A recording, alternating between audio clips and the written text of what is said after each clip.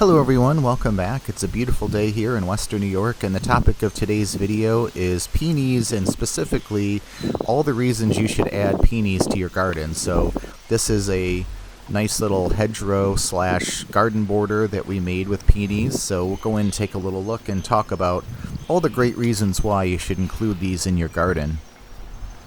First and foremost, they're beautiful. As you can see, they're a really pretty flower. They also smell really nice.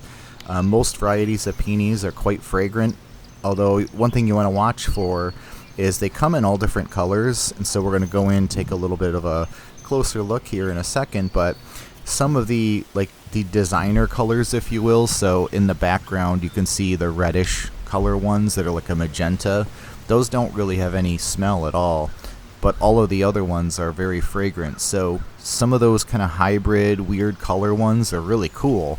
They come in all kinds of colors, purples, pretty much anything, any pink palette, red, white, some variegated ones, all sorts of cool stuff, or I think even yellow and stuff like that, but green. I read online that there's green peonies. That's kind of interesting, but a lot of them may or may not be fragrant, so that's just something to watch out for. Now if you mix them all together like this, it doesn't really matter so much because you're going to have many that are, but if you, let's say, only had that other variety, you might be disappointed that they weren't fragrant.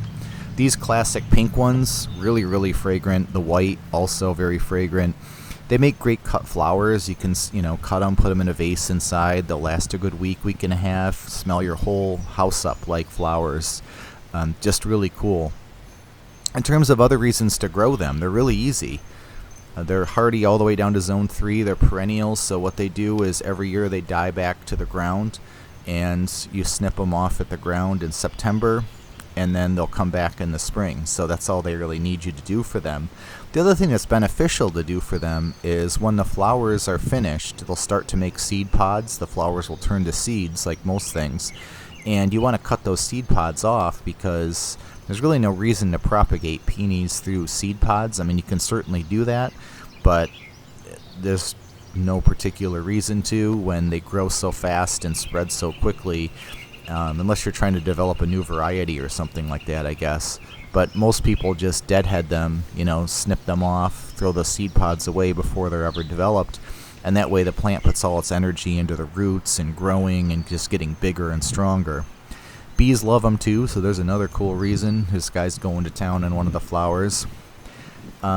Deer resistance. They're also resistant to deer. Deer don't touch them. As you can see in the background, if you've watched our other videos, we have most of our yard fenced in, other than the very front yard where these are.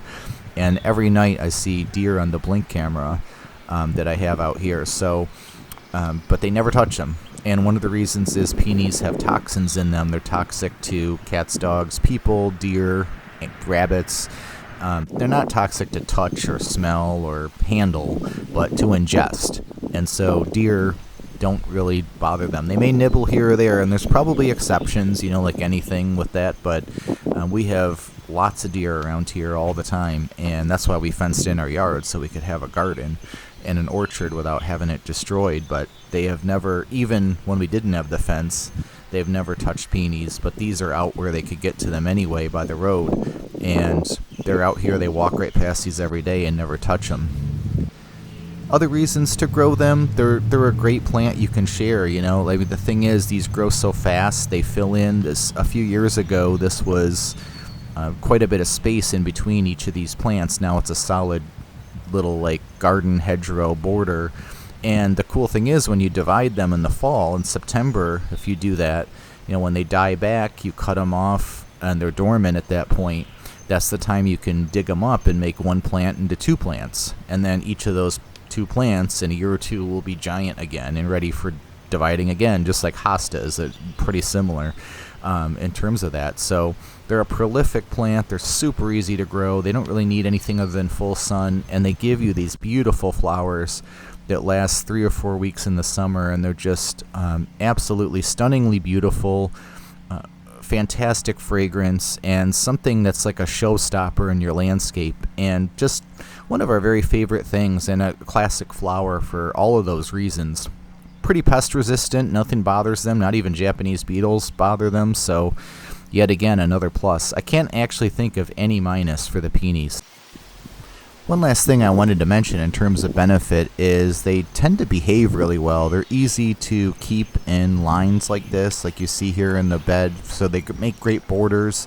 You can make kind of shapes like L shapes out of them, or squares, or circles, or curves, so they're really cool to landscape with, and they tend to kind of stay, they'll get bigger within that shape, but they're easy to shape as well. So yet another benefit to this great plant. So thank you for watching, and if you have any questions, please leave them in the comment section below, and we hope to see you again soon, and hopefully you consider peonies for your garden. I can't imagine that you would be disappointed.